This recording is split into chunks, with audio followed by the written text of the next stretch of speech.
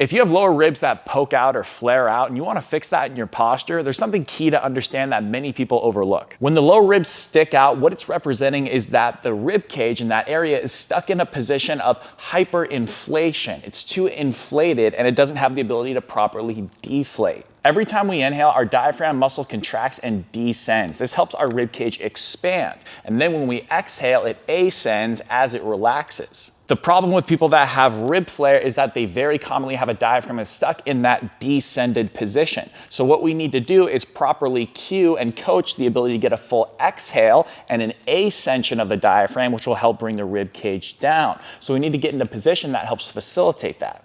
The last key is after getting that full exhale, we need to keep the rib cage down to a relative extent so that way our back and other compressed areas of our rib cage can open up, because if we're stuck in this position, our back is compressed and unable to expand. To do this, get in a seated position with your knees slightly higher than the level of your hips, but make sure you can still feel your sit bones on both sides. Now wedge a pillow deep in between your upper thighs and your lower ribs, and then rest your elbows on your mid thighs like this. Keeping your eyes straight ahead, we need to move into what we call protraction of the shoulder blades. So move your shoulder blades away from your spine as you push your rib cage back. You should be able to do this without overly depressing your sternum or chest too much. Now fully exhale through your mouth, long and soft for 5 to 10 seconds. You'll feel your rib cage come down more and more and more. This is what we're looking for. You might also feel some side abs engaged. That's good. Hold on to those side abs just a tiny bit, and that alongside with the pillow will prevent you from expanding those lower ribs as much.